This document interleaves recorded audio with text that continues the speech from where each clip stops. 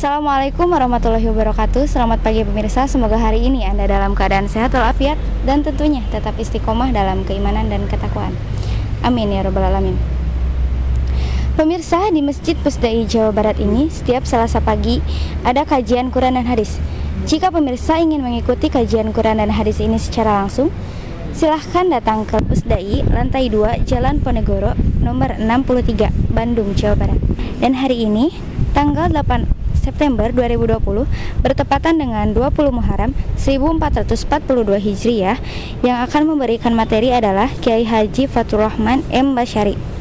Beliau akan membawakan tema Fikih Syafar. Selamat menyaksikan. Assalamualaikum warahmatullahi wabarakatuh. Waalaikumsalam warahmatullahi wabarakatuh. Alhamdulillahirabbil alamin wassalatu wassalamu ala asyrafil anbiya'i wal mursalin Sayyidina wa maulana Muhammadin wa ala alihi wa ashabihi at-tayyibin at-tahirin wa alaina ma'ahum wa fihim bi rahmatika ya arhamar rahimin. Amma ba'du.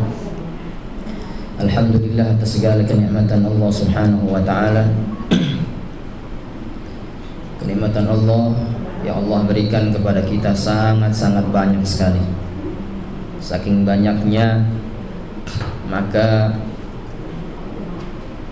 kita pernah diingatkan oleh Allah Subhanahu wa taala dalam Al-Qur'an, wa in ta'uddu ni'matallahi la tuhsuha.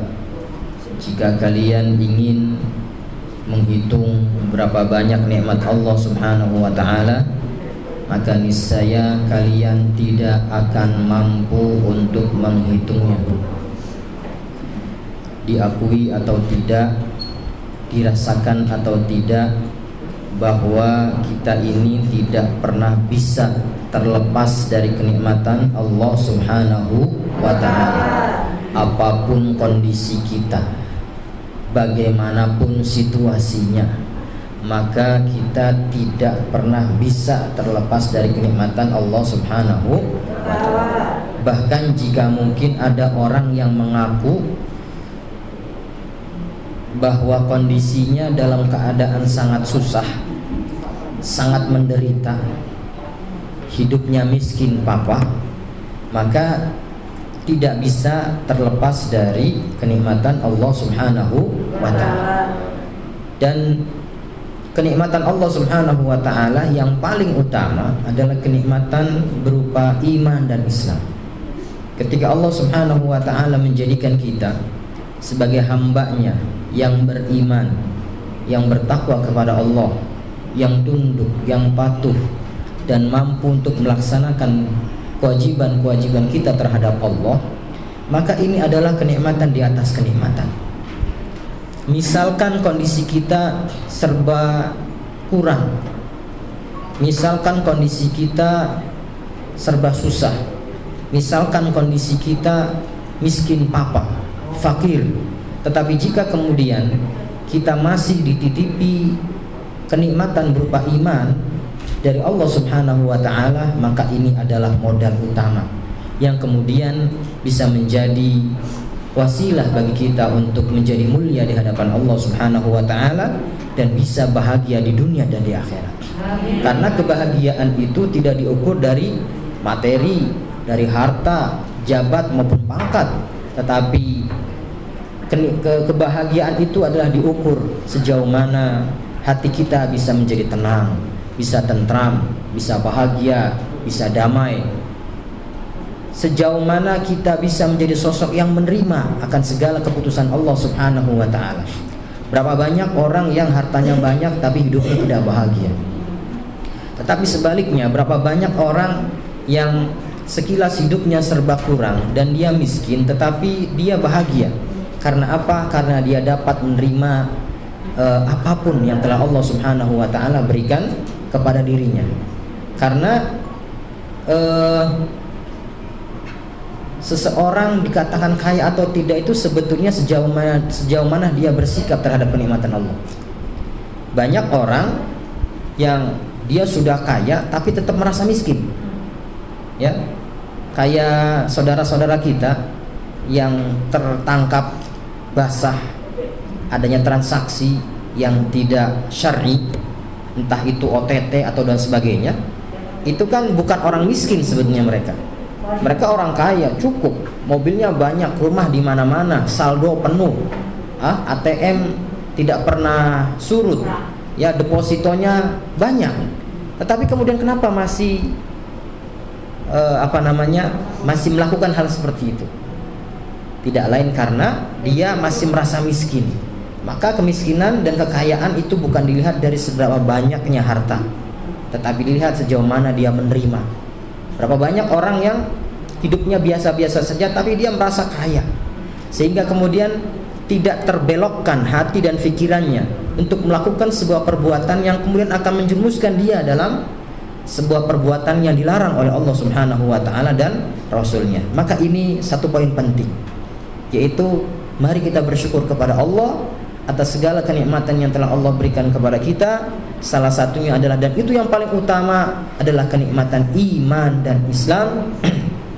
Kenikmatan di mana Allah telah titipkan kepada kita perasaan menerima atas segala keputusan Allah Subhanahu wa taala dan ridho dengan pemberian Allah Subhanahu wa taala. Maka insya Allah inilah sebagai sarana dan prasarana kita untuk dapat bahagia di dunia dan di akhirat. Amin ya rabbal alamin. Yang kedua, salat dan salam tak lupa marilah kita selalu haturkan kepada junjungan Nabi besar kita Muhammad sallallahu alaihi wasallam, yang telah mencontohkan kepada kita bagaimana bersyukur yang hakiki kepada Allah Subhanahu wa taala. Dan Imam Ghazali mendefinisikan makna syukur adalah antaj'al hadhihi ni'mata lima khuliqa min ajlih, yaitu saat engkau menjadikan segala kenikmatan Allah ini sebagai wasilah, sebagai sarana dan prasarana kita untuk beribadah kepada Allah Subhanahu wa taala. Maka pada saat itu pakai masker aja ya. Maka pada saat itu insya Allah kita dianggap sosok yang bersyukur kepada Allah Subhanahu wa ta'ala. Para yang dirahmati Allah Subhanahu wa ta'ala,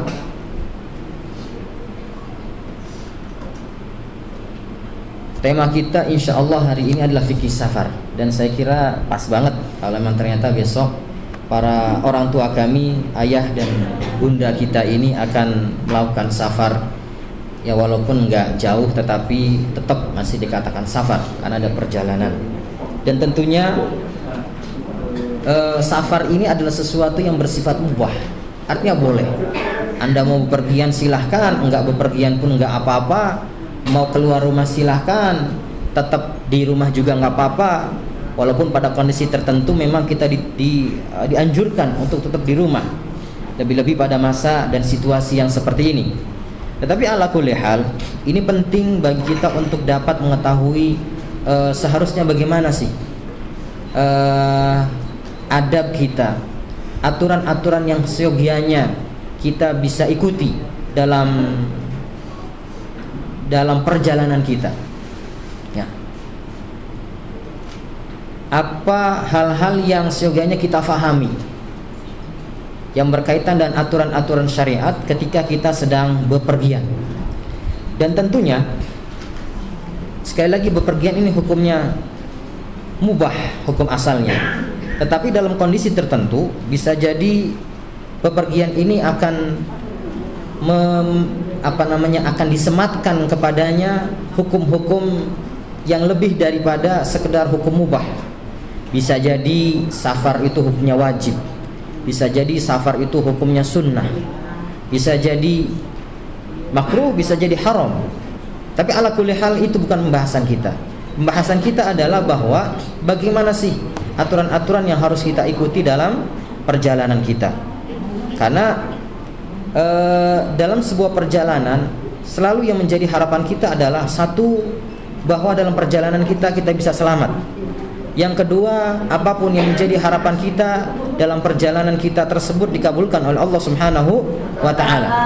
Dan tidak ada satu aturan atau larangan yang dilanggar oleh kita, sehingga kemudian perjalanan kita diberkahi oleh Allah Subhanahu wa ta'ala. Oleh karena itu mari kita coba membaca ketetapan yang telah dituliskan oleh para ulama berkaitan dengan fikih safar. Yang pertama, tentunya niat adalah sebagai modal utama. saat kita melakukan aktivitas apapun maka hendaknya niat adalah sebagai modal utama. Dalam pepatah Arab disebutkan an-niyah matiyah. An-niyah matiyah, niat itu adalah kendaraan. Jadi kalau kita mau melakukan apa saja maka hendaknya niat inilah sebagai fokus utamanya. Ya, kita mau apa? Mau apa sajalah, maka tentunya niat sebagai modal utamanya. Dan dengan niat, sesuatu yang sifatnya biasa akan menjadi luar biasa. Dengan niat, sesuatu yang sifatnya adat, kebiasaan bisa menjadi ibadah dengan niat. Dalam hal ini seorang ulama besar yang bernama Imam Ibn Ruslan dalam kitabnya Safwatuz Zubad, beliau menyebutkan, lakin idza nawa bi aqlihi qawa li ta'atillahi lahu ma qad nawa. Jika dengan perbuatannya tersebut, beliau contohkan di sini adalah makan. Jika dengan perbuatannya tersebut, yaitu makan, tujuannya adalah qawa, untuk memperkuat dirinya agar lebih semangat beribadah, agar lebih rajin beribadah, li ta'atillahi lahu ma qad nawa. Dia makan bukan hanya sekedar makan, karena hukum makan itu asalnya adalah mubah. Mau makan silakan, enggak makan juga enggak apa-apa, dengan catatan tidak membahayakan dia. Kalau sampai enggak makan-makan kemudian membahayakan, ya itu beda lagi. Tetapi hukum asalnya makan adalah mau makan silakan, enggak makan pun enggak apa-apa. Tapi jika kemudian tujuan kita makan adalah at-taqawi, kita memperkuat agar diri kita sehat, badan kita kuat, 4 sehat 5 sempurna. Kemudian dengan itu saya meniatkan, ya Allah, kalau badan saya sehat maka ibadah saya akan lebih bersemangat. Kalau badan saya sehat maka saya akan lebih rajin lagi beribadah. Maka lahu ma qad nawa. Kata beliau, bagi dia apa yang dia niatkan. Maka makannya bukan hanya sekedar makan biasa, tetapi menjadi makan yang luar biasa. Makannya yang tadinya hanya kebiasaan dia, ya kalau lapar makan, kalau nggak lapar nggak makan. Tapi sekarang di hadapan Allah sudah bernilai ibadah. Maka dengan niat, sesuatu yang sifatnya biasa menjadi luar biasa, sesuatu yang sifatnya adat, kebiasaan, istiadat, aktivitas sehari-hari bisa naik level menjadi sesuatu yang bernilai ibadah di hadapan Allah Subhanahu wa ta'ala. Jam 11, setengah 12 merebahkan diri menjelang zuhur. Kemudian kita niatkan, ya Allah, saya mau tidur sejenak. Tujuannya adalah apa? Agar nanti malam saya bisa qiyamul lail. Ya, saya mau qailulah sebentar. Tujuannya adalah apa? Agar nanti malam saya bisa qiyamul lail. Maka tidurnya dia bukan hanya tidur biasa, tetapi tidur luar biasa. Karena di hadapan Allah bukan hanya sekedar menutup mata, tetapi karena dibarengi dengan niat agar nanti malam bisa qiyamul lail, maka dicatat oleh Allah Subhanahu wa ta'ala bernilai ibadah di hadapan Allah Subhanahu wa ta'ala. Safar silakan, Anda mau jalan-jalan silakan. Ya, dan itu boleh. Mau ke sana, mau kemari silakan. Dengan catatan tidak berbenturan dengan aturan syariat, maka hukum asalnya adalah boleh. Nah, tapi kalau tujuannya adalah tadi rihlah, ke Lembang, tujuannya adalah apa? Untuk tafakkur, melihat keagungan Allah Subhanahu wa ta'ala melalui ciptaannya. Subhanallah, betapa indahnya pemandangan ini. Ya Allah, ya Allah, ya Allah. Kemudian dengan melihat ciptaan Allah, maka bertambah kita merasa takut bahwa Allah adalah zat yang maha kuasa. Allah adalah zat yang maha perkasa. Allah adalah zat yang menciptakan bumi beserta isinya. Dan kita ini kecil dibandingkan dengan ciptaan Allah Subhanahu wa ta'ala yang lain. Kita ini merasa kecil dan tidak ada apa-apanya. Kemudian terbersih dalam dirinya perasaan hina bahwa kita ini di hadapan Allah adalah sosok yang hina. Maka saat itu perjalanan kita bukan hanya sekedar perjalanan, tetapi insya Allah bernilai ibadah di hadapan Allah Subhanahu wa ta'ala. Amin ya rabbal alamin. Baik, yang pertama adalah niat. Yang kedua, yustahabbu ayyakuna safaruhu yaumal khamisi faqad thabata fi sahihaini an Ka'b bin Malik radhiyallahu anhu qala qallama kharaja Rasulullah sallallahu alaihi wasallam fi safarin illa yaumal khamisi fa in fatahu fa yaumul itsnain idh fihi hajara Rasulullah sallallahu alaihi wasallam min Makkah. Ada sebuah keterangan yang menyebutkan bahwa hendaknya kalau kita ingin bepergian, khususnya berpergian jauh, maka hendaknya dilaksanakan pada hari Kamis. Dan inilah yang dituliskan oleh Al-Imam An-Nawawi dalam kitab ini. Disunnahkan ketika kita akan bepergian, katanya hendaknya hari Kamis. Karena apa? Karena disebutkan dalam sebuah hadisnya sahih yang diriwayatkan oleh datangnya dari sahabat Ka'ab bin Malik radhiyallahu anhu, bahwa sangat jarang sekali Rasulullah itu ketika Rasulullah keluar untuk melakukan perjalanan di luar dari hari Kamis. Jadi seringnya hari Kamis. Walaupun bukan berarti hari yang lain, ya bukan berarti hari lain Rasulullah tidak keluar melakukan perjalanan, tapi seringnya Rasulullah melakukan perjalanan atau safar itu pada hari Kamis. Baik. Fa in fatahu fa yaumul itsnain. Kalaupun misalkan tidak hari Kamis, maka hendaknya dilakukan pada hari Senin. Kalaupun tidak hari Kamis, maka hari Senin. Karena Senin adalah waktu yang dipilih oleh Rasul sallallahu alaihi wasallam ketika beliau hijrah. Jadi hijrahnya Rasulullah itu dimulai pada hari Senin. Beliau dilahirkan pada hari Senin. Hijrahnya pun pada hari Senin. Wafatnya pun pada hari Senin. Jadi yang pengen memilih hari Senin juga nggak apa-apa, karena Rasulullah SAW pun juga beberapa kali melakukan perjalanan itu pada hari Senin. Wa yustahabbu ayyakuna bakiran, dan disunnahkan perjalanan itu hendaknya dimulai pagi hari. Bakiran itu pagi-pagi. Sudah salat subuh, persiapan sudah, kemudian segala sesuatunya sudah sudah disiapkan, pergi pagi-pagi. Iya. Karena kan kadang-kadang kalau ibu bukan lele. Kadang-kadang ibu-ibu, masya Allah, setiap jengkal ini kan ada durasinya masing-masing. Begini aja mungkin setengah menit, begini mungkin 2 menit, begini mungkin 1 menit setengah. Belum nanti kerudung, sudah pakai kerudung yang satu, aduh cocok nggak ya sama baju ini ya? Alah belum cocok, taruh lagi, ambil lagi kerudung yang baru. Kayaknya modelnya cocok nih.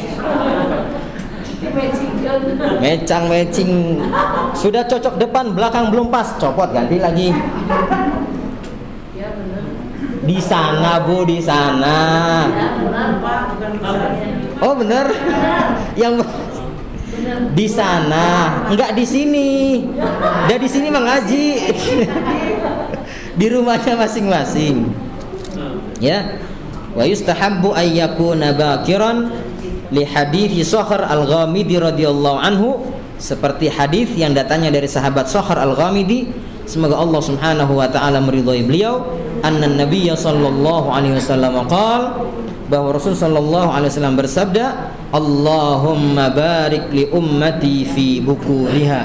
Ya Allah, berkahilah umatku pada waktu pagi mereka. Makanya makruh pagi-pagi habis subuh tidur. Karena apa? Rasulullah telah mendoakan umatnya. Mendoakan apa? Keberkahan di waktu pagi mereka. Maka mulailah kehidupan kita pada hari ini atau hari esok atau hari berikutnya di setiap pagi dengan hal-hal yang baik. Khususnya adalah kita mulai dengan zikir kepada Allah Subhanahu wa ta'ala. Ada salah satu zikir yang diajarkan Rasul sallallahu alaihi wasallam yang hendaknya selalu kita baca di pagi hari. Zikirnya berbunyi begini. Allahumma inni as'aluka khaira hadzal yaum fathahu wa nasrahu wa nurahu wa barakatahu wa hudah.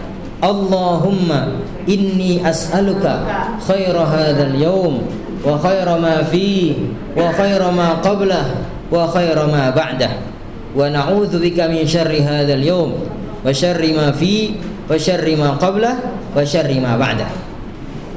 Ya, yang artinya kurang lebih begini. Allahumma, wahai Allah, inni as'aluka, aku memohon kepada Engkau ya Allah, khaira hadzal yaum, kebaikan-kebaikan pada hari ini.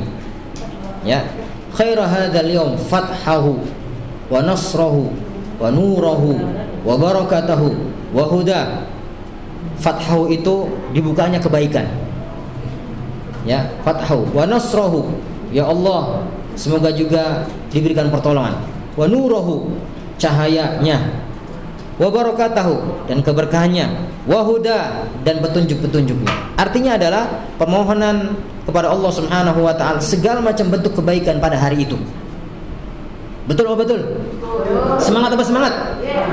Yes. Iyalah, usia boleh bertambah, tapi semangat tidak boleh kendor. Lanjut. Pokoknya yang penting besok rihlah.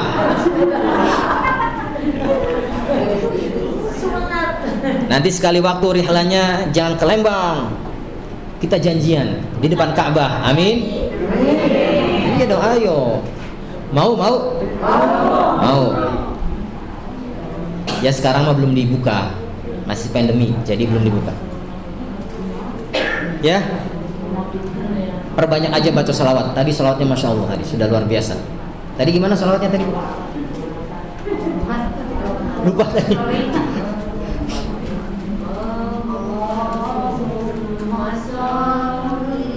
Wassalim ala Muhammad wa hasil bihi lil marab. Ini doa loh ya, di samping salawat tapi juga ada doanya.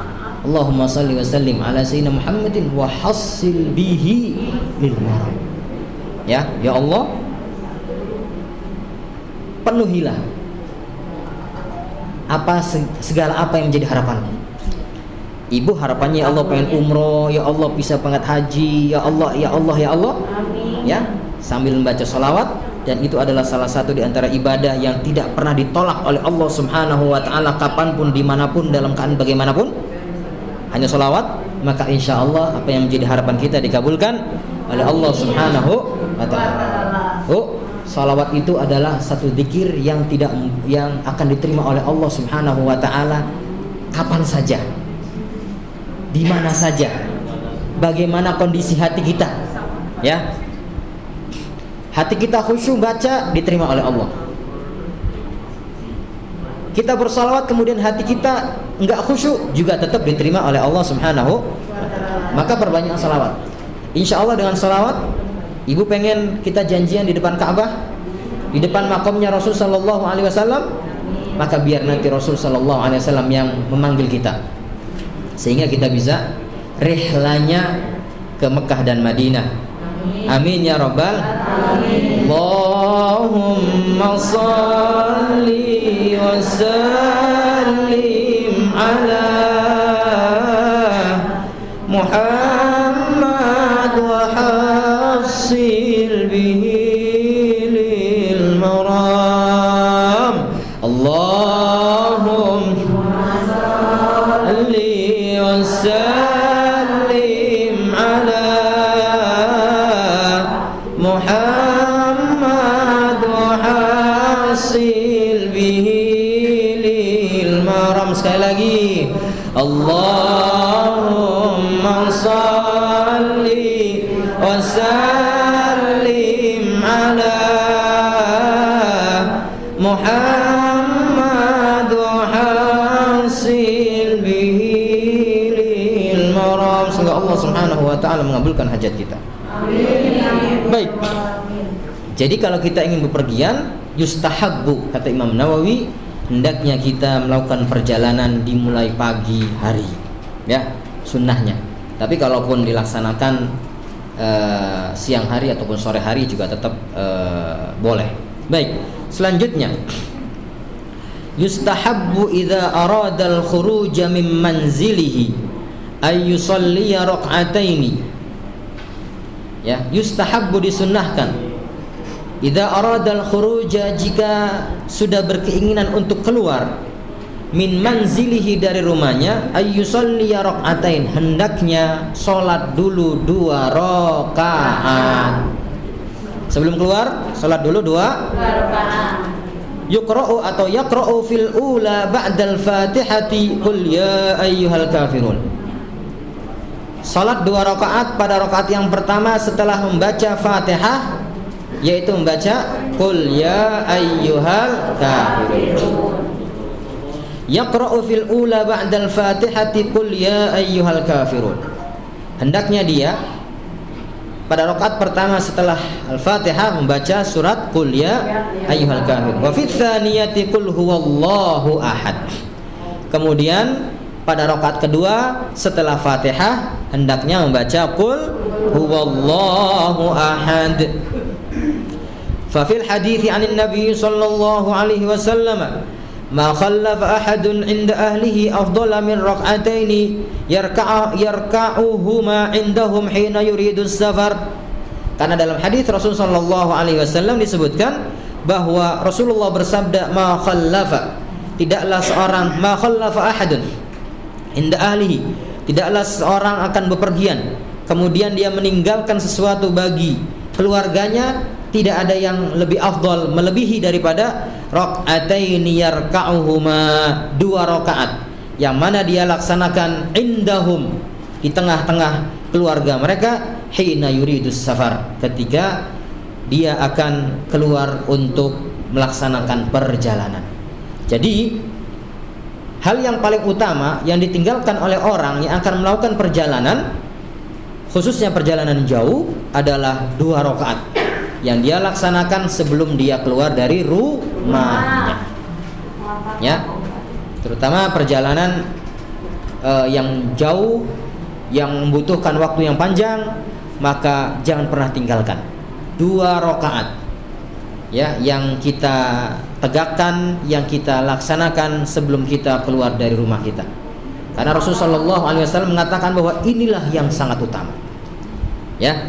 Insyaallah dengan apa namanya, dengan 2 rakaat tersebut keluarga kita aman, keluarga kita tentram, damai, terjaga, dilindungi oleh Allah Subhanahu wa taala. Plus rizkinya insyaallah tidak pernah terputus. Hah? Yup. Yup. Yuk. Kan kalau lagi chatting itu enggak yup. Usia boleh, tetapi semangat harus muda. Bahasa-bahasa muda. Yup. Oke. Baik, lanjut ya, Bu. Wa yustahabbu an yaqra'a ba'da salamihi ayatal kursi wa li ilafi Quraisy. Wa li ilafi Quraisy, gitu maksudnya. Faqad jaa'a fihi ma atharun lis-salafi ma'a ma 'ulima min barakatil Qur'ani fi kulli syai'in wa kulli waqtin. Wa yustahabbu, dan disunahkan setelah selesai melaksanakan 2 rakaat salat safar, maka hendaknya membaca surat, ya, hendaknya membaca yang pertama ayat al-kursi, assalamualaikum, assalamualaikum, kemudian membaca Allahu la ilaha illa huwal hayyul qayyum sampai akhir. Setelah selesai membaca ayat kursi, kemudian membaca li'ilafi Quraisy. Ini alhamdulillah saya pribadi yang ini sudah, ya, kita kontinukan. Kalau mau melakukan perjalanan khususnya yang agak jauh, itu mesti insya Allah kita akan lakukan ini. Termasuk ini ayat kursi dan li'ilafi Quraisy, kita nggak tinggalkan. Karena nanti di sini akan dijelaskan tentang apa sih faedah, apa hikmahnya, kenapa ketika kita akan keluar rumah untuk melakukan perjalanan disunahkan membaca ayat kursi dan disunahkan membaca surat li'ilafi Quraisy. Kita lihat nanti. Di sini disebutkan faqad jaa'a fihi ma atharun lis-salaf, bahwa telah datang berkaitan dengan keutamaan membaca ayat kursi dan li'ilafi Quraisy atharun lis-salaf.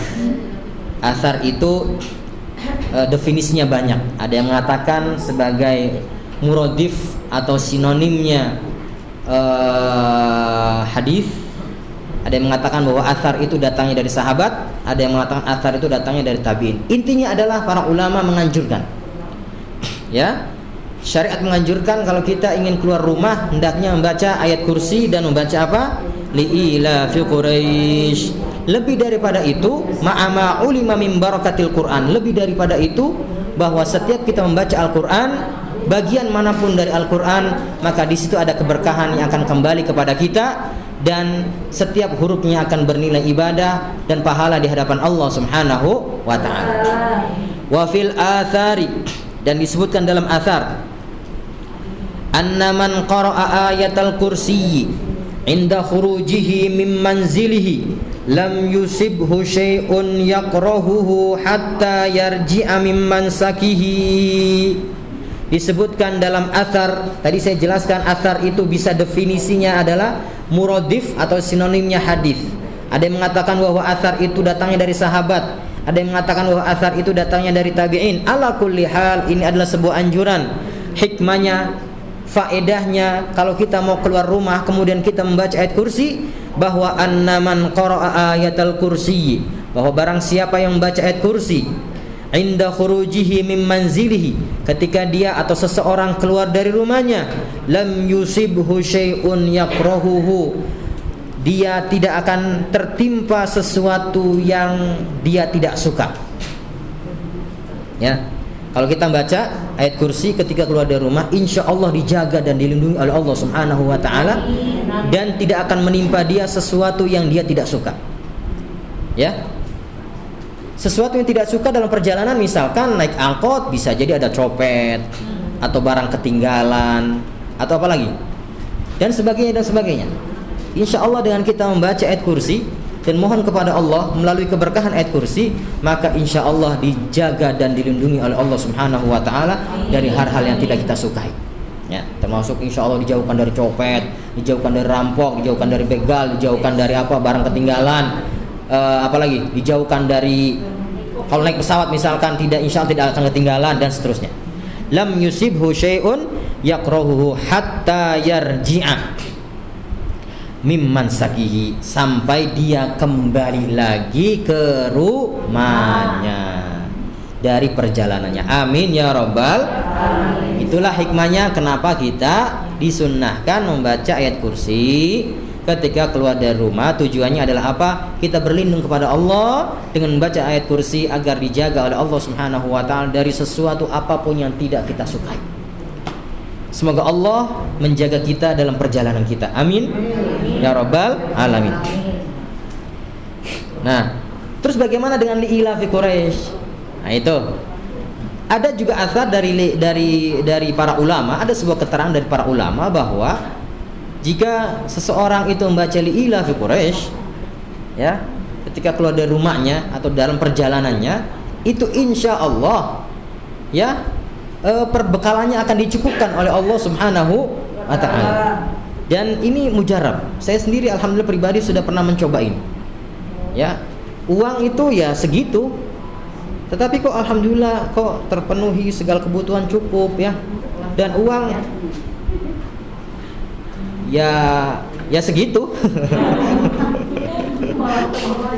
Artinya adalah insya Allah bisa bertambah banyak, ya, beranak nanti. Tapi ala kulli hal ini ada keberkahannya, ada faedahnya, ada hikmahnya. Maka toh itu juga nggak berat kan, ya, keluar dari rumah kemudian baca ayat kursi kemudian baca li'ilafi Quraisy kan nggak berat kan. Nggak harus baca yasin dulu gitu, berdiri di depan rumah baca yasin, baca waqiah, baca tabarok, surat kahfi gitu, nggak berangkat nantinya. Makanya kemudian sunnahnya hanya baca ayat kursi dan membaca li'ilafi Quraisy. Tsumma yad'u, setelah itu, ya, setelah sholat kemudian membaca ayat kursi, membaca surat li'ilafi Quraisy. thumma yad'u bihuduri qalbin wa ikhlasin bima tayassara min umurid dunya wal akhirati wa yas'alullaha al-i'anata wat tawfiqa fi safarihi wa ghairihi min umurihi fa idza nahadha min julusi qala ma rawayna min hadits Anas radhiyallahu anhu. Nah, kemudian setelah itu disunnahkan juga kita untuk berdoa. Kalau keluar rumah berdoalah dengan doa-doa yang baik, entah urusan dunia ataupun urusan akhirat. Karena nanti disebutkan dalam sebuah hadis dan hadisnya sahih, ada beberapa doa yang diprioritaskan oleh Allah untuk dikabulkan. Ya. Yang mana pengkabulannya itu diprioritaskan oleh Allah Subhanahu wa taala. Ya, ada beberapa doa. Dan hadisnya sahih. Salah satu di antaranya nanti disebutkan adalah doaul musafir, doanya orang yang bepergian. Itu mustajab. Nanti. Baik, selanjutnya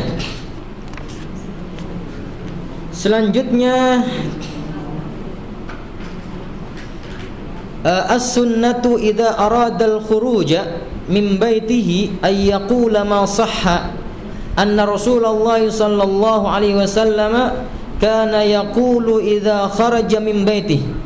Setelah selesai semuanya, salat 2 rakaat, kemudian baca ayat kursi dan li'ila fi Quraisy, itu masih dalam keadaan duduk. Kalau yang itu di dalam di dalam rumah kita. Kemudian saat kita keluar dari rumah tadi disunnahkan untuk membaca doa, dan doa itu juga diriwayatkan dari Rasul sallallahu alaihi wasallam, dan Rasulullah selalu membaca doa ini ketika keluar dari rumahnya. Doanya adalah apa? Allahumma inni a'udzubika min adilla au udalla au azilla au uzalla au ajhala au ujhala alayya, dan seterusnya. Bisa panjang, bisa pendek. Kenapa? Nanti akan disebutkan di sini. Sabar-sabar.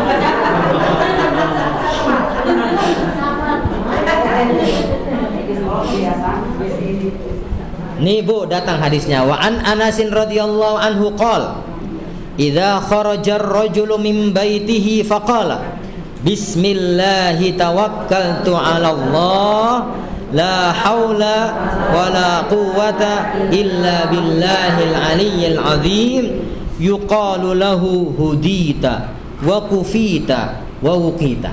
Nah, tadi ya disebutkan dalam sebuah hadisnya datang dari sahabat Anas radhiyallahu anhu, bahwa jika seorang keluar dari rumahnya, Rasulullah bersabda, jika seorang keluar dari rumahnya untuk melakukan perjalanan, kemudian dia mengucapkan bismillahi tawakkaltu 'ala Allah la haula wala quwwata illa billahil aliyyil azim, maka dikatakan bagi dia jawabannya adalah apa? Hudita, niscaya engkau diberikan petunjuk.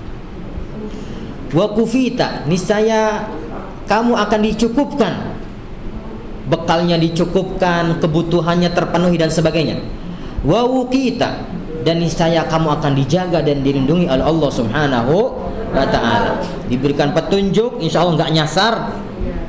Wa kufita, insyaallah kebutuhannya terpenuhi.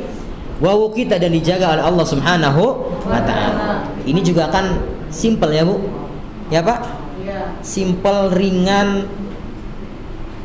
nggak sampai 1 menit. Bismillah tawakkaltu 'ala Allah la haula wala quwwata illa billahil aliyil azim, cuma 10 detik. Bismillah tawakkaltu 'ala Allah la haula wala quwwata illa billahil aliyil azim, nggak sampai 10 detik, 7 detik cuman. 8. Dan di situ ada jawaban.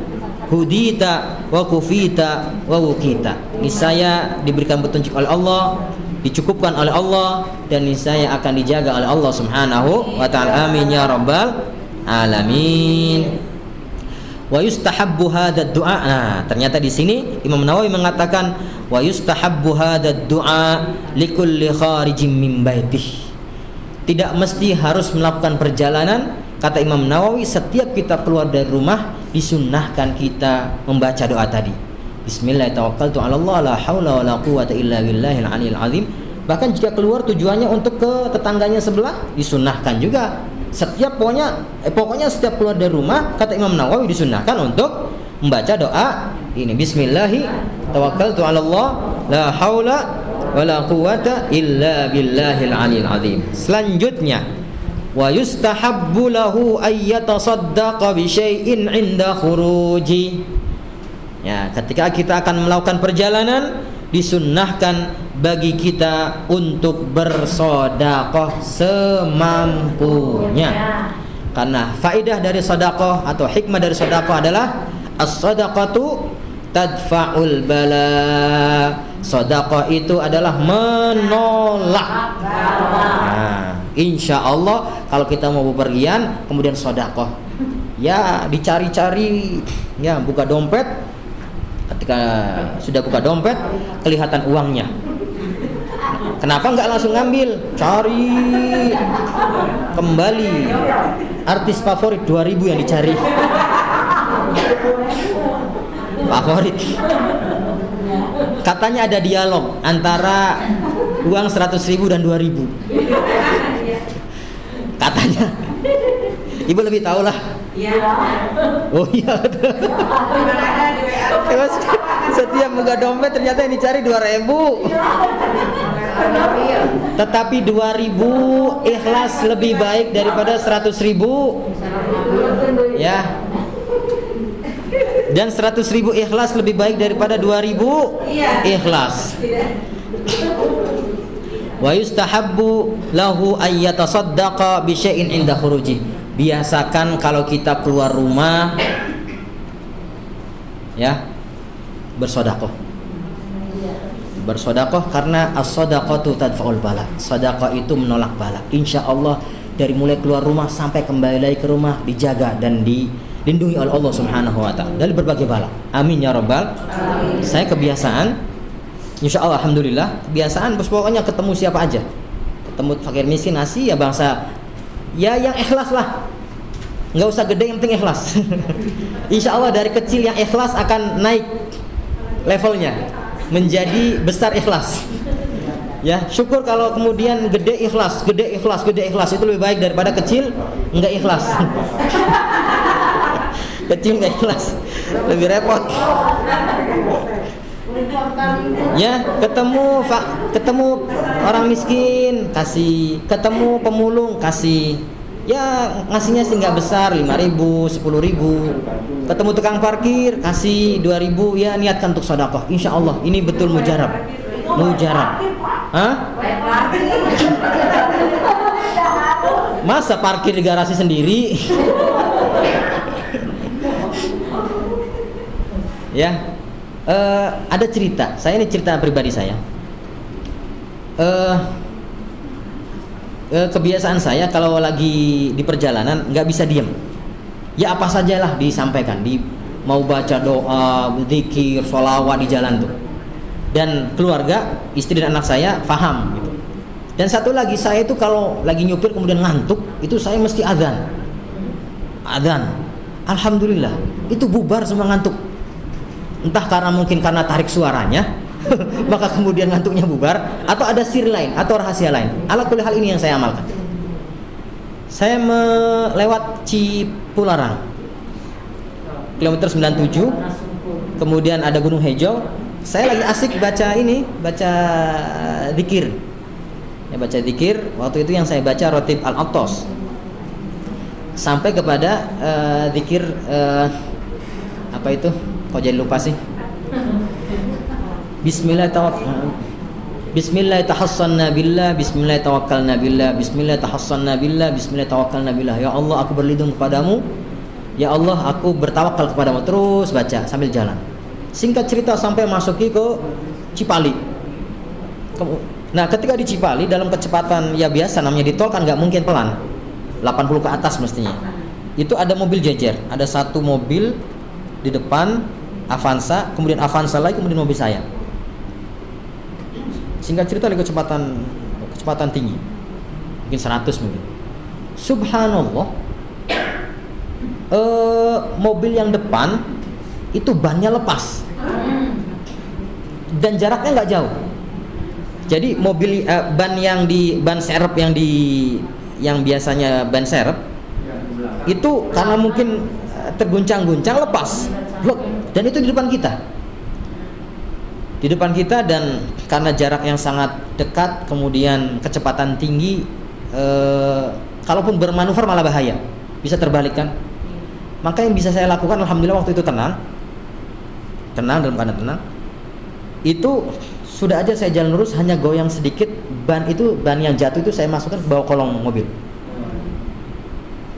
Ya memang bemper penyok sih sedikit. Karena memang karena ketika jatuh itu kan mesti ada goncangan-goncangan. Ya, cuman barangkali menurut saya itu adalah hal yang paling minim resikonya jika kemudian saya melakukan manuver yang lain, karena khawatir kecepatan tinggi kemudian bermanuver bisa terbalik. Begitu, dan lewat begitu saja, alhamdulillah. Saya nggak bisa bayangkan kalau misalkan itu nggak tepat sehingga kemudian misalkan keinjak bannya bisa begini kan? Penting. Alhamdulillah. Itu masuk ke ke bawah kolong mobil kita dan aman. Kemudian saya lihat di spion kanan kiri, di belakang saya juga ada mobil lain. Ada mobil lain. Ketika saya perhatikan, mana itu ban? Saya lihat di spion kanan kiri itu, kok nggak kelihatan bannya? Saya menduga jangan-jangan nyangkut di mobil belakang itu bannya. Tapi ala kulli hal bahwa Allah menjaga saya, melindungi kita beserta keluarga, istri dan anak gitu. Waktu itu lagi dalam keadaan semuanya tertidur, bukan tertidur sih, ya mungkin mukaddimahnya tidur lah gitu. Alhamdulillah. Yang saya rasa bahwa satu kebiasaan saya, ya mau dibilang bayar parkir atau apa, yang penting saya niatkan sedekah. Kemudian yang kedua, yaitu saya berzikir semampu, minimal dimulai dengan bismillah. Kemudian tadi bismillah tawakkaltu 'ala Allah la haula wala quwata illa billah. Kemudian kebetulan pada waktu itu saya sedang baca Ratib Al-Attas. Ya, bismillah tahassanna billah, bismillah tawakkalna billah, bismillah tahassanna billah, bismillah tawakkalna billah, bismillah tahassanna billah, bismillah tawakkalna billah, bismillah amanna billah, may yu'min billah la khaufun 'alaihi subhanallahi azzallah. Terus saya baca. Alhamdulillah diselamatkan oleh Allah Subhanahu wa ta'ala. Amin ya rabbal.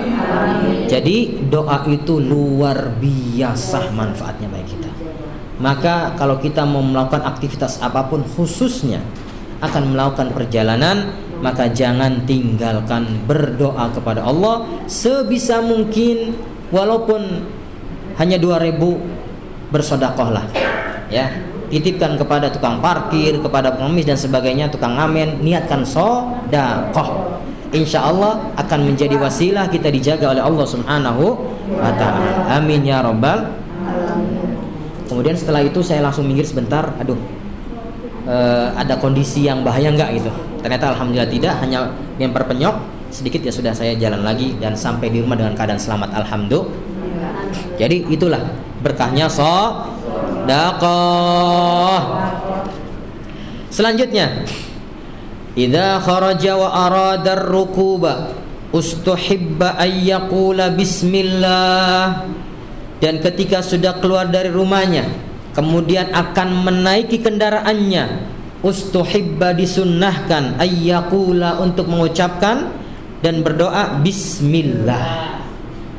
Bismillah sampai di situ saja, atau bismillahirrahmanirrahim boleh. Ketika akan naik kendaraannya atau mau naik angkotnya, bismillahirrahmanirrahim atau bismillah. Wa idza stawa ala dabbatihi qala alhamdulillah. Nah, ketika sudah naik di kendaraannya, bacalah alhamdulillah. Karena perintah Allah kepada Nabi Nuh ketika beliau akan menaiki perahunya pada zaman badai besar itu, tufan itu Allah Subhanahu wa ta'ala memerintahkan kepada Nabi Nuh, ya, ketika kamu sudah naik ke atas perahumu, fa idza stawaita wa ma'aka fil fulki faqulil hamdulillah. Kalau kamu sudah naik ke kendaraanmu dan beserta orang-orang pengikutmu sudah berada di atas ke perahunya, faqulil hamdulillah, maka ucapkan alhamdulillah. Alhamdulillah ya Allah, sudah berada di atas kendaraan. Selanjutnya ditambah lagi dengan doa subhanalladzi sakhkhara lana hadza wa ma kunna lahu muqrinin wa inna ila rabbina lamunqalibun. Maha suci Allah yang telah menundukkan kendaraan ini. Wa ma kunna lahu muqrinin, wa ma kunna lahu muqrinin, yang mana sesungguhnya kami tidak mampu untuk menundukkan kendaraan ini. Ya. Kita naik kendaraan, kita tidak pernah tahu bagaimana kondisi kendaraan kita. Bisa jadi selangnya lepas, bisa jadi ada kebocoran, bisa jadi. Dan kita bukan ahlinya. Iya. Kita taklid, bawa ke bengkel, kata tukang bengkel baik, kata tukang bengkel beres, kata tukang bengkel oke pak mesinnya, tapi kan kita nggak pernah tahu. Iya. Naik saja pokoknya. Ya. Kemudian siapa yang menundukkan? Allah Subhanahu wa taala. Subhanalladzi sakharna hadza wa ma kunna lahu muqrinin wa inna ila rabbina lamunqalibun. Dan hanya kepada Allah Subhanahu wa taala kita akan kembali. Ya. Jadi saat itu kita gantungkan nasib kita kepada Allah. Apalagi naik pesawat, naik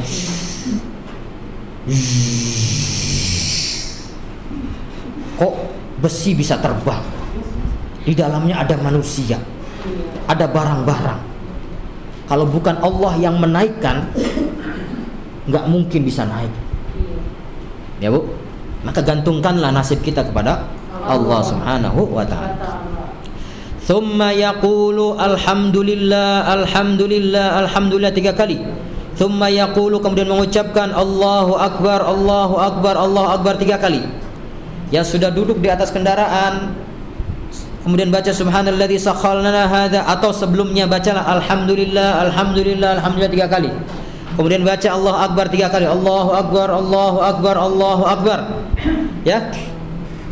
Kemudian baca doa lagi, kata Imam Nawawi, seperti yang dicontohkan oleh Rasulullah sallallahu alaihi wasallam. Tsumma yaqul, hendaknya dia berdoa, Allahumma inni zalamtu nafsi faghfirli fa innahu la yaghfirudz dzunuba illa anta. Ya Allah, sesungguhnya aku telah menzalimi diriku sendiri. Faghfirli, maka ampunilah aku. Fa innahu la yaghfirudz dzunuba illa anta, karena sesungguhnya tidak ada yang bisa mengampuni dosa-dosaku kecuali Engkau ya Allah. Lil hadits sahih fi dzalik, karena doa-doa ini adalah contoh dari Rasul sallallahu alaihi wasallam dan hadisnya adalah sahih. Kemudian disunahkan juga membaca doa, dan ini saya kira ibu-ibu sudah pada hafal. Setelah baca subhanalladzi sakhkhara lana hadza wa ma kunna lahu muqrinin wa inna ila rabbina lamunqalibun, hendaknya disunahkan kita membaca doa, Allahumma inna nas'aluka fi safarina hadha albirra wat taqwa wa minal amali ma tarda. Allahumma hawwin alaina safarana hadha watfi anna bu'dah. Allahumma antas sahibu fis safar wal khalifatu fil ahl. Allahumma inna na'udzubika min wa'atha'is safar wa ka'abatil manzar wa su'il munqalab fil mali wal ahli wal walad. Wa sallallahu ala sayyidina Muhammadin wa ala alihi wasallam. Dan ini doa yang sangat agung, karena kurang lebih maknanya begini: ya Allah, aku mohon kepada Engkau pada perjalanan ini albirra, kebaikan, wat taqwa, dan ketakwaan, wa minal amali ma tuhib wa tarda, dan juga sebuah perbuatan yang Engkau cintai dan Engkau ridhoi. Allahumma hawwin alaina safarana, ya Allah, hawwin alaina, hawwin itu mudahkan perjalananku ini ya Allah, watwi anna bu'da, kemudian pendekkan jaraknya, jarak panjang ini pendekkan. Allahumma antas sahibu fis safar, ya Allah, sesungguhnya Engkau adalah sahabatku, sahabat yang mengawani, yang mengiringi perjalananku, dalam perjalananku. Wal khalifatu fil ahli wal mal, dan Engkau adalah yang menjaga keluargaku dan juga harta bendaku. Allahumma inna na'udzubika min wa'atha'is safar, ya Allah, aku berlindung kepada Engkau ya Allah dari wa'atha'is safar, hal-hal yang buruk dalam perjalanan ini. Ya, wa'atha'is safar itu adalah sesuatu yang tidak kita, atau sesuatu yang memberatkan kita dalam perjalanan. Dalam perjalanan mesti kita capek, kita berat, stres tadi bilang ya. Insya Allah dengan baca doa ini maka akan dijaga oleh Allah Subhanahu wa ta'ala. wa ka'abatil munqalabi, dan juga perubahan kondisi. Ya, ketika dalam perjalanan dalam perjalanan itu kebiasaan orang akan kelihatan. Yang tipenya penyabar akan diuji dalam perjalanan. Ya, yang tipenya berangasan tetapi kemudian dibalut dengan kelembutan akan kelihatan dalam perjalanan. Ada cerita pada zaman sahabat Umar, ada seorang di hadapan ke mahkamah, ya, ke pengadilan. Kemudian ketika sudah berada di kursi pesakitan, sang hakim bertanya, dan dalam hal ini adalah sahabat Umar, bertanya, adakah di antara kalian yang bisa bersaksi tentang orang ini? Kemudian di antara yang hadir ada yang mengangkat tangan dan mengatakan, ya Amirul Mukminin, aku akan bersaksi. Kata sahabat Umar, oke, tapi sebelum Anda bersaksi saya bertanya dulu. Ya, dengan pertanyaan ini Anda sudah mengenal betul tidak saudaramu atau kawanmu ini? Kemudian sahabat Umar bertanya, kamu mengaku bahwa kamu adalah sahabat orang ini? Kata orang tersebut menjawab, iya, ya Amirul Mukminin. Baik, saya bertanya kepada kamu, apakah atau bagaimana hubunganmu, hubungan kalian, hubungan kamu dan orang ini? Apakah kalian berdua pernah berhubungan dalam urusan harta? Kata orang yang akan bersaksi menjawab, belum pernah ya Amirul Mukminin. Belum ya Amirul Mukminin, belum pernah. Ya kita berkawan saja, tetapi nggak sampai itu urusan urusan harta benda.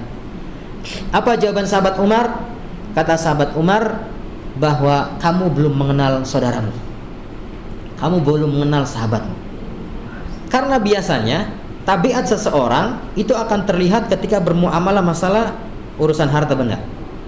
Dia sosok yang legowo atau tidak kelihatan ketika bermuamalah dan urusan uang.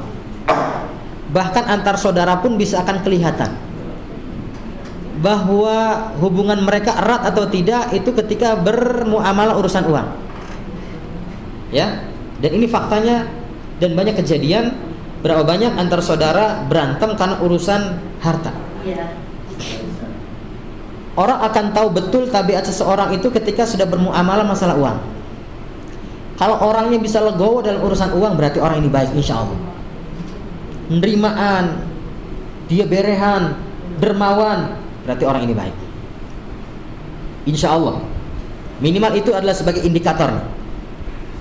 Ini pertanyaan pertama dari sahabat Umar. Pertanyaan yang kedua adalah, kalian berdua pernah nggak melakukan perjalanan? Dijawab oleh sang sahabat, belum pernah ya Amirul Mukminin, kami berkawan ya di dalam kota saja. Ya, dekat-dekat paling yang tetangga gitu, kemudian ngobrol, ngerumpi dan sebagainya. Lebih daripada itu nggak pernah melakukan perjalanan jauh. Kata sahabat Umar, kamu belum mengenal kawanmu. Karena kata sahabat Umar, dalam perjalanan orang itu akan kelihatan aslinya. Karena perjalanan tadi ada banyak perubahan. Ya, termasuk kondisi juga terjadi perubahan. Ya capek lah, ya beban pikiran lah, mungkin juga lapar, mungkin juga haus, perubahan kondisi dan sebagainya, itu akan mengeluarkan wujud aslinya, sifat aslinya. Nah, kalau kita bisa melihat seseorang itu baik dalam perjalanan, maka insya Allah ini sebagai indikasi atau indikator bahwa orang tersebut memang baik. Tapi kalau dalam perjalanan atau dalam kehidupan sehari-hari, di luar perjalanan dia baik, tapi kemudian ketika dalam perjalanan muncul sifat aslinya, berarti ini orang ini kurang baik. Nah, di sini juga disebutkan wa ka'abatil munqalab. Ya Allah, jagalah aku dari berbagai perubahan ini. Kondisinya, capeknya badan, stresnya pikiran, belum lagi berkaitan dengan bekal dan sebagainya. Kalau orang berehan ketika dalam perjalanan, udah biar saya aja yang nang lain, oh ya biar saya aja, insya Allah ini sebagai indikasi bahwa dia adalah orang yang baik. Wasu'il munqala fil mali fil ahli wal mali wal walad lis sahih al hadits sahih fi dzalik. Jadi disunahkan kita membaca doa tersebut ketika kita akan melakukan perjalanan. Selanjutnya, yustahabbu iktsarus sayri fil laili. Yustahabbu disunahkan iktsarus sayri memperbanyak perjalanan fil laili di malam hari.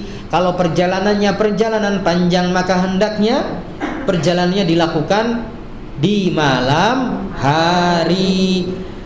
Li hadithi Anasin anna Rasulullah sallallahu alaihi wasallam. Kenapa, Bu?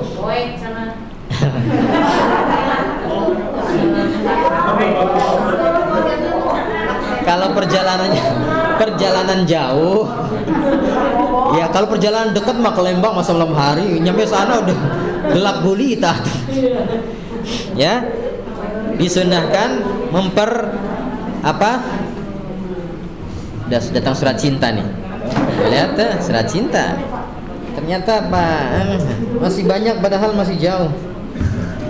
Masih jauh karena Lembangnya masih jauh. Baik, fil hadithi karena hendaknya perjalanan kalau perjalanan panjang dilaksanakan di malam hari. Li hadithi Anas, karena ada satu hadis yang datangnya dari sahabat Anas, anna Rasulullah sallallahu alaihi wasallam qala, bahwa Rasul sallallahu alaihi wasallam bersabda, "Alaikum bid-duljati fa innal arda tutwa bil lail." Alaikum, hendaknya kalian ketika melakukan perjalanan ad-duljah. Ad-duljah itu di sini disebutkan ad-duljatu bi dhammid dal fasukun qala fi sihah as-sayru fi awalil lail wa akhirih. Yaitu perjalanan di awal malam dan akhir malam. Fa innal arda tutwa bil lail. Hikmahnya adalah karena bumi itu kalau malam hari itu tutwa bil lail, didekatkan, dilipat. Bahkan disebutkan di sini fa inna lillahi malaikatan muwakkalina yathunal arda lil musafir kama tutwal qaratis. Jadi kalau malam hari kemudian kita melakukan perjalanan, sesungguhnya Allah mengirimkan malaikat yang tugasnya adalah mendekatkan jarak antar bumi bagi orang yang sedang bepergian. Kama tutwal qaratis, seperti dilipatnya kertas. Jarak ini jarak Jakarta Surabaya.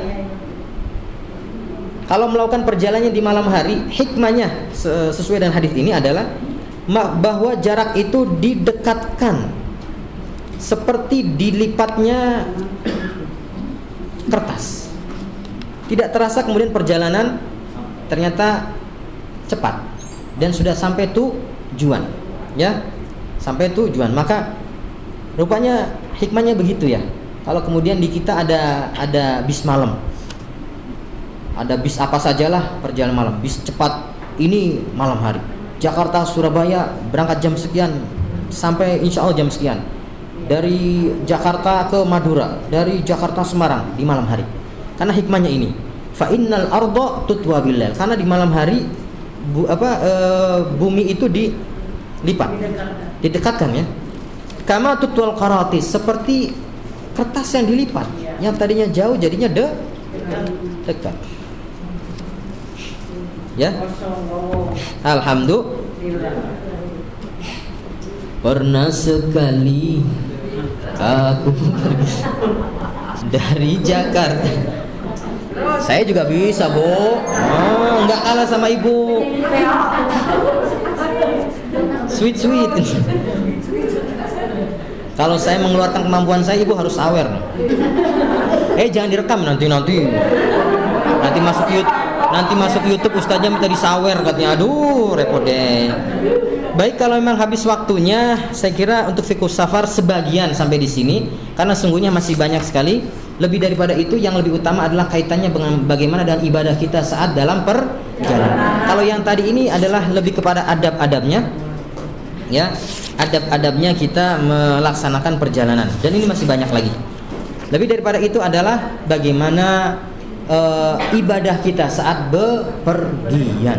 Ya, banyak kejadian ketika orang melaksanakan perjalanan safar atau perjalanan atau safar itu maka orang kadang-kadang abai dengan ibadahnya, khususnya sholat subuh. Kadang-kadang sebagian bis itu, kendaraan itu tidak berhenti, gitu aja lewat begitu saja, sehingga kemudian subuhnya terlewat. Nah, saya juga banyak pengalaman. Saya lebih baik turun kalau memang ternyata bis nggak mau berhenti. Tapi alhamdulillah banyak sekali saya perjalanan dengan kendaraan umum itu. Ya, kalau subuh saya ingatkan untuk turun, untuk berhenti sholat. Ya, alhamdulillah mereka mau. Lebih daripada itu, ada sebagian bis yang membuat peraturan sekarang. Peraturannya adalah bahwa setiap waktu sholat harus berhenti. Maksudnya waktu sholat itu jika memang maghrib isya berarti jamak gitu. Dan biasanya itu berhenti di satu tempat, kemudian sekaligus agak ada servis makan gitu ya. Nah, kemudian subuh, terutama subuh. Kadang-kadang supir itu lewat aja karena dianggapnya sudah dekat begitu, maka kemudian berangkat saja. Udah Pak, tanggung Pak, sudah mau nyampe. Akhirnya apa? Ternyata di tengah jalan macet. Yang seharusnya bisa sholat, ternyata lewat sholatnya, waktunya. Alhamdulillah. Ya, jadi kayak begitu. Insya Allah sebagian daripada adab-adab safar ini mari kita amalkan, mari kita laksanakan. Semoga dengan itu keberkahan akan kembali kepada kita. Insya Allah pada pertemuan berikutnya kita akan melengkapi fiqhus safar, khususnya adalah berkaitan dengan ibadah kita saat dalam perjalanan. Insya Allah ini juga sebagai bekal kita. Barangkali Allah Subhanahu wa ta'ala takdirkan kita untuk bisa melaksanakan perjalanan jauh untuk umroh maupun haji. Kalau sudah ada bekalnya, sudah ada persiapan fikih safarnya, maka insya Allah apa yang menjadi harapan kita bisa umroh, bisa haji dimudahkan oleh Allah Subhanahu wa ta'ala. Amin ya rabbal alamin. Al-Barik, ya Al-Barik, mangga ya, itu ada di situ kantor depan, tinggal daftar saja. Insya Allah bisa berangkat akhir tahun atau tahun depan, karena sekarang masih belum dibuka. Selagi vaksinnya belum ketemu, maka belum dibuka untuk umum. Itu saja barangkali yang bisa kami sampaikan. Sebentar, kalau nggak ada yang bertanya, ada tambahan doa. Khususnya kalau kita mau keluar untuk cari nafkah. Nah, ini pasti semangat ini kalau urusan nafkah ini.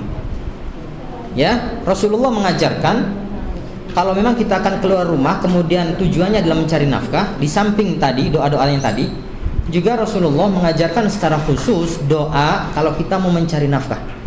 Entah kita mau ke tempat kerja kita mau ke tempat usaha kita, atau kita mau kemana, ke pasarkah, atau ke kebun, atau ke sawah, ada tambahan doa. Doanya begini: Bismillahi ala nafsi wa mali wa dini. Bismillahi ala nafsi wa mali wa dini. Allahumma raddini biqada'ik wa barik li fi ma qaddara li.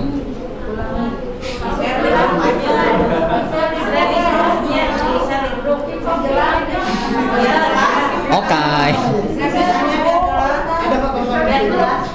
Ya, siap. Nanti saya share ke Pak. Ya. Tapi saya bacakan dulu. Bismillahi ala nafsi wa mali wa dini. Allahumma raddini biqada'ik wa barik li fi ma qaddara li hatta la uhibba ta'jila ma akhart wa la ta'khira ma ajjal bi rahmatika ya arhamar rahimin. Bismillahi, dengan nama Allah.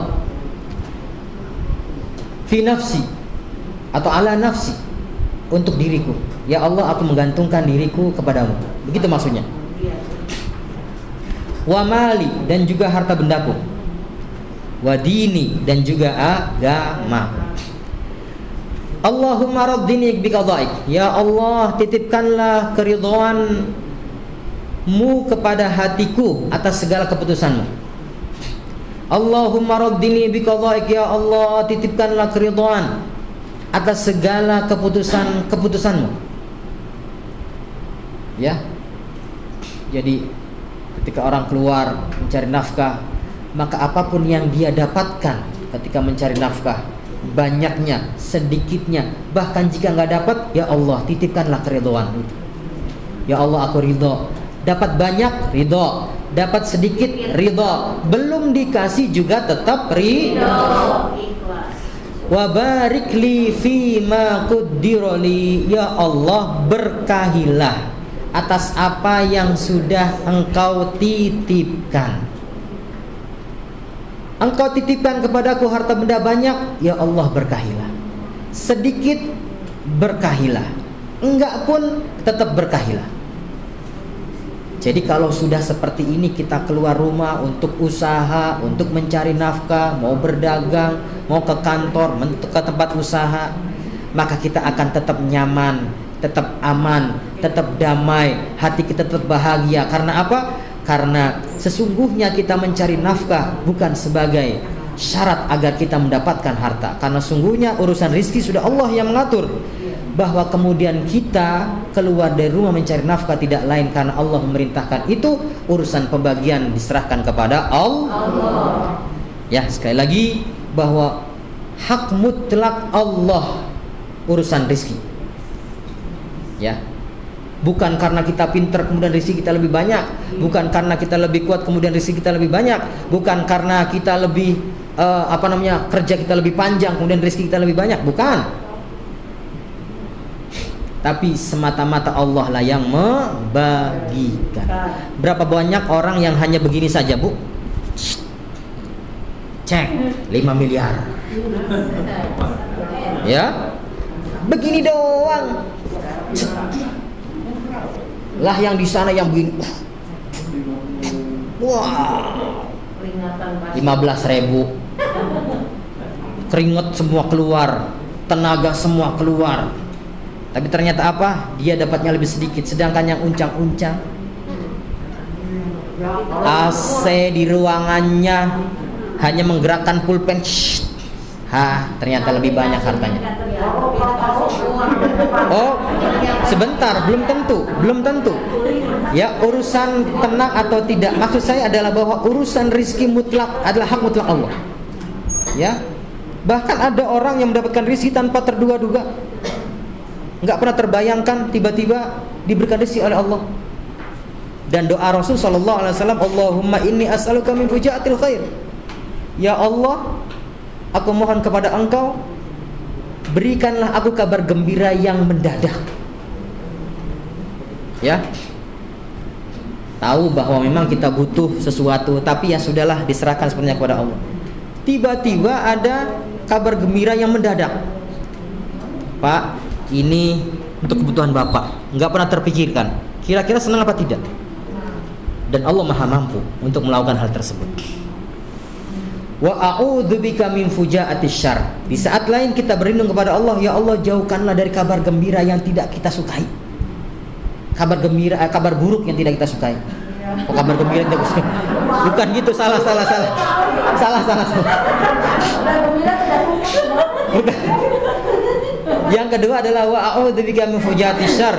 Ya Allah, aku berlindung kepada Engkau dari kabar buruk yang mendadak. Itu maksudnya, Bu. Ibu kadang-kadang lidah itu ya, otaknya kemana, lidahnya kemana. Ya, jadi sekali lagi urusan rizki adalah hak mutlak Allah Subhanahu wa ta'ala. Yang membagi adalah Allah, yang berkuasa adalah Allah secara penuh. Yang kita lakukan hanya kewajiban kita untuk mencari nafkah, tetapi jangan sekali-kali kita menganggap bahwa hanya dengan bekerjalah kita akan dapat rezeki. Karena rezeki urusan Allah Subhanahu wa ta'ala. Sekali tadi, urusan rezeki adalah urusan Allah Subhanahu wa ta'ala. Ya, sekali lagi doanya adalah bismillah ala nafsi wa mali wa dini. Allahumma raddini bi qada'ik wa barik li fi ma qaddirali hatta la uhibba ta'jila ma akhart. Keridhaan itu diwujudkan dalam bentuk apa? Sampai aku tidak mengharapkan sesuatu yang hendaknya atau yang akan Allah tetapkan nanti harus dikedepankan, harus dicepatkan. Atau ta'khira ma ajal, atau mengakhirkan sesuatu yang harus dicepatkan. Artinya adalah saya akan ridhoi Allah dengan segala keputusanmu. Mau diberikan sekarang, mangga. Diberikan nanti, mangga. Sekarang alhamdulillah, nanti alhamdulillah. Pokoknya menerima, legowo, ridho dengan segala keputusan Allah. Mau sekarang, mau nanti, tetap ridho dengan keputusan Allah Subhanahu wa ta'ala. Baik, itu saja yang bisa kami sampaikan pada kesempatan kali ini. Semoga ada manfaatnya. Dan jangan jangan pernah berhenti untuk terus berdoa, karena doa itu adalah silahul mukmin, itu adalah senjata kita. Dan sesungguhnya Allah Subhanahu wa ta'ala pun sangat cinta kepada hambanya yang terus berdoa, yang tidak pernah berhenti untuk meminta kepada Allah Subhanahu wa ta'ala. Itulah enaknya kita bermuamalah dengan Allah Subhanahu wa ta'ala.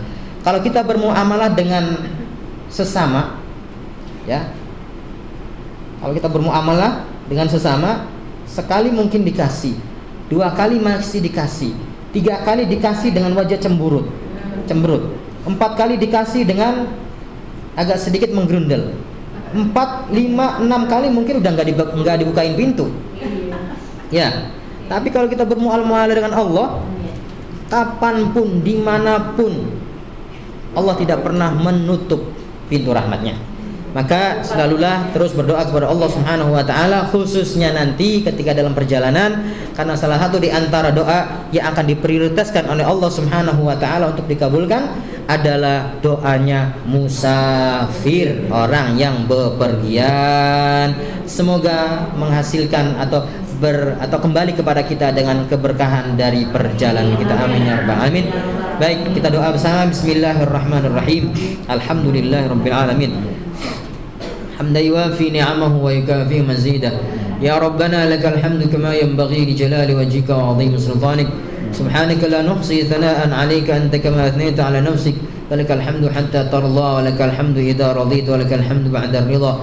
Allahumma salli 'ala sayyidina Muhammad wa 'ala ali sayyidina Muhammad. Allahumma salli 'ala sayyidina Muhammadin tibbil qulubi wa dawaiha wa 'afiyatil abdani wa shifaiha ونور الأبصار وضيائها وقوت الأرواح وغذائها وعلى آله وصحبه وسلم. بسم الله الرحمن الرحيم. بسم الله توكلنا بالله. بسم الله تحصنا بالله.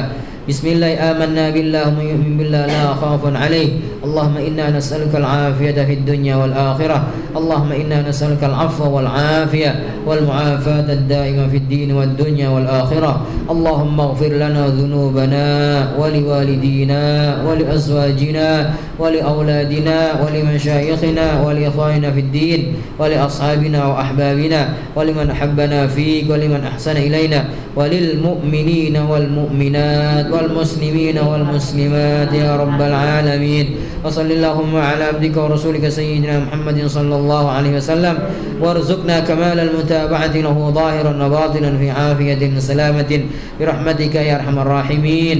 اللهم افتح علينا وعلى أزواجنا وعلى أولادنا فتوح العارفين وفقهنا في الدين وعلمنا التأويل واهدنا إلى سواء السبيل واجعلنا من العلماء العاملين برحمتك يا أرحم الراحمين. وصلى الله على سيدنا محمد وعلى آله وصحبه وسلم والحمد لله رب العالمين. الفاتحة. بسم الله الرحمن الرحيم. الحمد لله رب العالمين الرحمن الرحيم مالك يوم الدين. إياك نعبد وإياك نستعين اهدنا الصراط المستقيم صراط الذين أنعمت عليهم غير المغضوب عليهم ولا الضالين. آمين. Yang salawat tadi kita tutup bareng-bareng dengan salawat ya. Gimana salawatnya? Allahumma salli wa sallim ala Muhammad wa hasil bihi lil maram. Allahumma salli wa sallim ala Muhammad wa hasil bihi lil maram.